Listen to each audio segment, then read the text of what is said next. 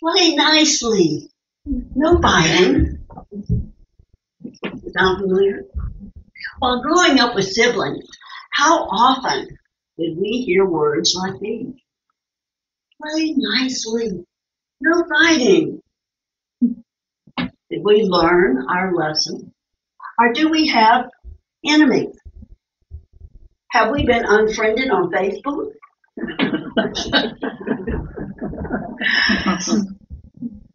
Hundreds of years ago, when Narvaez, the Spanish patriot, lay dying, his priest asked him whether he had forgiven all his enemies. And Narvaez looked astonished and he said, "My father, I have no enemies. I shot them all."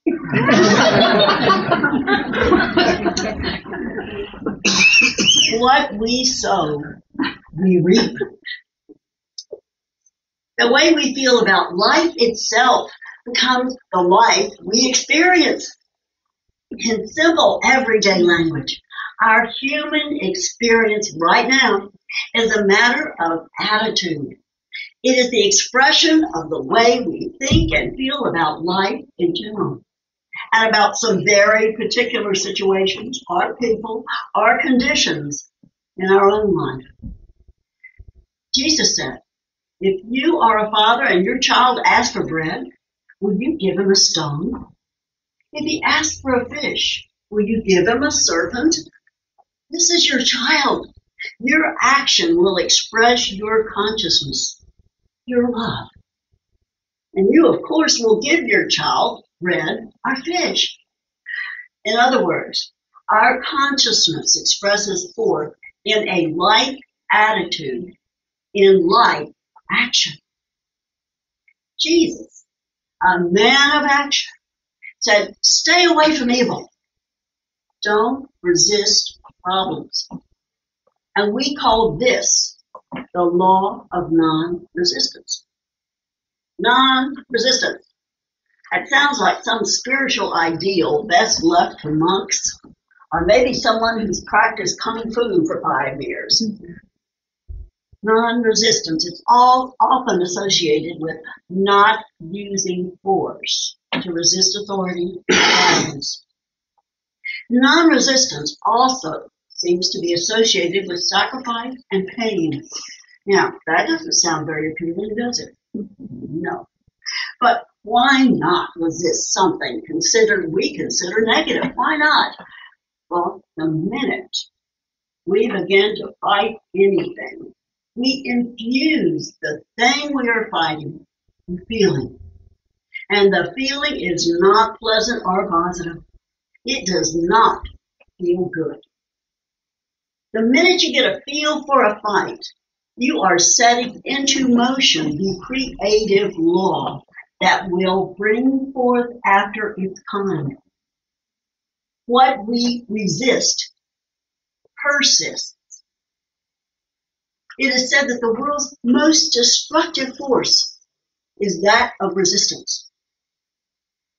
Resistance keeps us in bondage, causing turmoil and strife and unhappiness, poverty and pain, mental, emotional, physical, and psychological pain.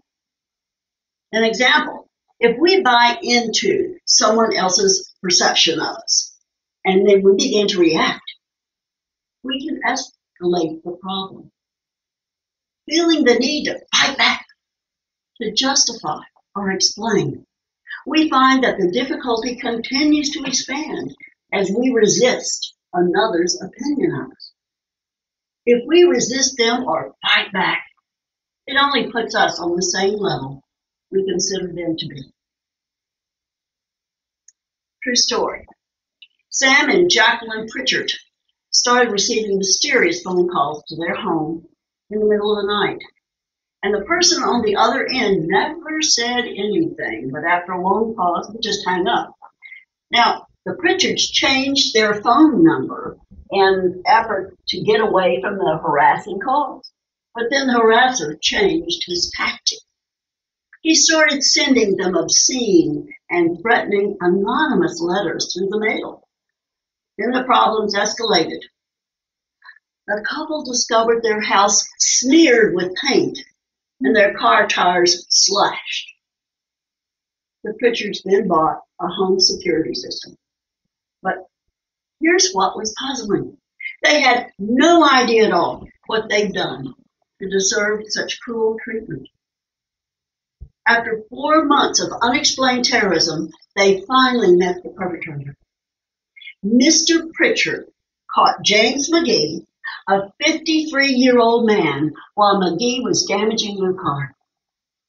As they looked at each other, Pritchard asked McGee, "Why are you doing this to us?" And McGee responded, "Oh no, I've got the wrong man." McGee thought he was terrorizing a different man named Pritchard, who had been spreading rumors about him. He found the Pritchards in the telephone directory and assumed that this Sam Pritchard was the person responsible for slandering him. He simply got the wrong Pritchard. Anger has a tendency to do funny things to us. It blinds us to reality. It blinds us to consequences. It blinds us to the irrational harm which may come from our rage. For our own best interest, if we are angry with someone, let it go. We let it go. And act quickly before you cause yourself and them any harm. If one is actively resisting things in his life, he is probably living under the shoulds and the oughts of things. When we focus on the aspect of how things should have been or how someone ought to have treated us, we are relying on the so-called norms of human society. In divine science, we are not guided by the shoulds and the oughts. Thank goodness. We practice right thought and right action, guided by God. Jesus said in Matthew 7, verses 1 through 5, "To judge not," and we refrain from judging or criticizing others. Our only judgment is to know that each person, even though it may appear otherwise at the moment, is a spiritual child of God and is in the process of outwardly becoming more like our divine parent. However, if we are judged by others, we remember this: what others see in me is their opinion. It has more to do with them than it does with me. In fact, it has nothing to do with me at all. When being judged, be sure to remember that and do not react adversely or resist, but remain calm and assured while affirming, "What you think of me is none of my business." And you do this to yourself, of course. What you think of me is none of my business. I know what you are. You are a child of God, and that is all I see. During Abraham Lincoln's presidency, and as with all presidents, just think about it, he was harshly judged, and he had many fierce critics. One day a lady said to him, "President Lincoln, why don't you just defeat your critics?" And Lincoln replied, "If I befriend my enemies, have I not defeated them?" Lincoln knew that by blessing his critics and disarming the hatred and the anger in them, he could win them over to his side. In fact, Lincoln even asked some of his former enemies, who are now his allies, to be in his government. When we are faced with a challenge, we do not take it personally. I know I've been teaching the 4 agreements over the past summer, but this is something that is right here. We don't take it personally. We bless it and win it over to our side. And by doing this, it can go from being an obstacle to being a support for us. Brother Dave Gardner was a Southern comedian many years ago. I loved him. And one of his favorite lines was, "Dear hearts, love your enemies and drive them nuts." And the only way to truly get even is to love and bless and forgive. If we're not blessing everything in our life, everything, that's a lot, isn't it? We may be practicing resistant thinking, which can bring forth a feeling of lack. Imagine this. You're a salesperson, and this happens often. You're looking forward to a deal, but to your dismay, something goes wrong, and you do not make that sale. You notice how your competitor over there swayed that key client away from you. And you feel anger and jealousy and exhaustion and doubt and loss. In that moment, you operate from a place of lack. And because your thoughts point toward the loss of a great opportunity, you feel deprived of enough opportunity coming into your life, coming into your way.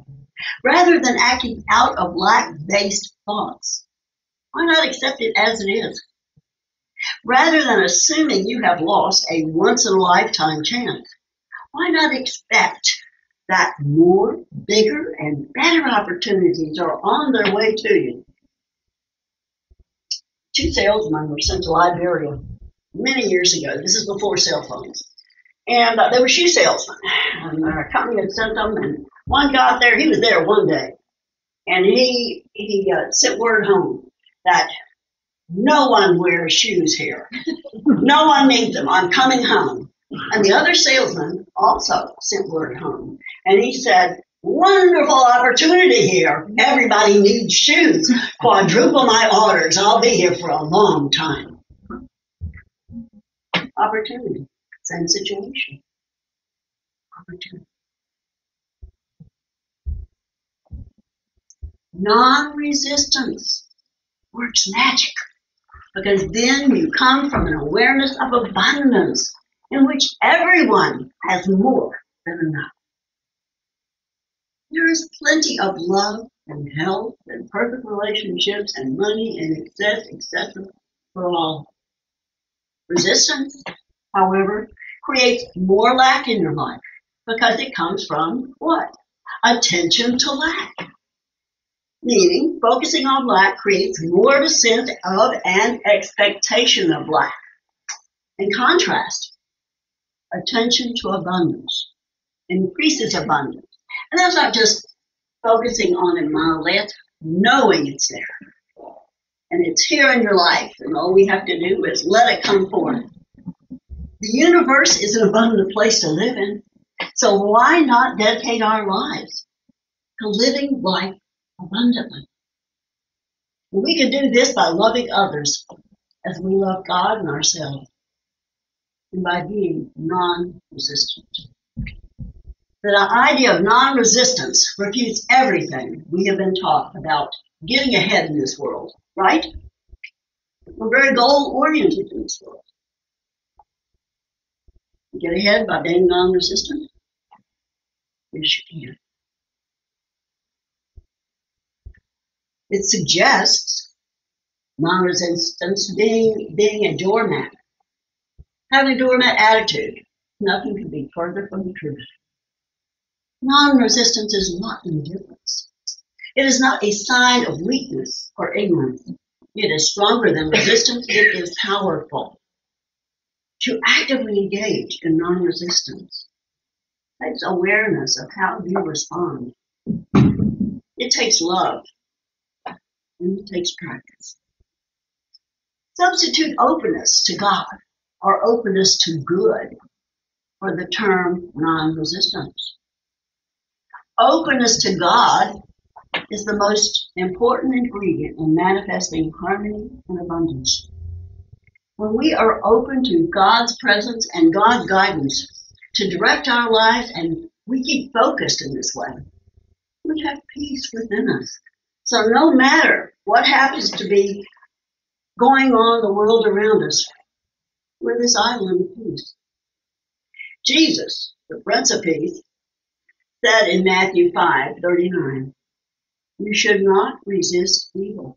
But whoever strikes you on the right cheek, turn to him the other also. We heard in the scripture lesson this morning that to turn the other cheek is an Aramaic idiom, which means don't start a quarrel or a fight. But settle things while they are small. When we turn the other cheek, what are we doing? We are looking what? In the opposite direction, aren't we? Yes. We are looking to the spiritual side of the person or the situation or condition. We are looking also at the spiritual side of us, to our true nature, our God essence. And that true nature is the part of us that can never be hurt, because it knows that we are one with God and that no one can take our true good from us. Shall we fight and resist these things which we label not good, making our life on earth one long personal warfare? We've got the key to stop our personal war. And Jesus gave it to us. He just gave it. Resist not evil and turn the other cheek. We refrain from resisting the trouble mentally, meaning we refuse to feed our own soul substance into it. We don't get riled up about it. We don't buy into it. When we feel out within our being for the presence of God in us, with us. And it's just as if we had entered a darkened room. You know, you feel for the light switch, don't you? Turn on the light. It's exactly the same thing. We feel out within us to experience God's presence right here. And it is an activity that you will feel in contact. You know. Then we hold this thought steadily, affirming it. That divine presence is in us, with us, and also in the person, place, condition, wherever that seeming evil or problem is. The experience of God's presence, of goodness and love, is a dissolving power. Good is positive, and good is real. Evil has no power of its own, only what power we mentally give it. That's where our enemies are, right up here. No place. When we recognize and realize God's love and goodness, and when I say realize, I mean experience it. When we realize that as the reality in the back of every appearance that we see, negativity dissolves. It dissolves right away. Have you ever purchased a spray bottle of a cleaning product named Dissolve It? Sometimes it's Goo Gone. Same thing. It's called Dissolve It. You simply spray it on, the gum or the ink or whatever substance should not be but is, on your furniture or your floor or your soft goods, your clothing. Then you just wipe it, and the offending substance is gone. Dissolve it. It's like God's presence of love and goodness. It dissolves anything which obscures the pure creation and reveals the truth and beauty of reality. We apply God's love and goodness and watch things change. And they change because what? Our perception changes. That's what changes. Our family owned a very good, very well loved, and very well mannered German Shepherd dog named Bandit. Now, since a 130-pound dog could easily throw someone's footing off balance, Bandit could not follow us up, or us or anyone else, up or down our steep staircase until we said, okay. She would sit at the top of the stairs, never taking her eyes off our face until we gave the word, okay, okay. And then Bandit wouldn't eat until any of her food until we said, okay.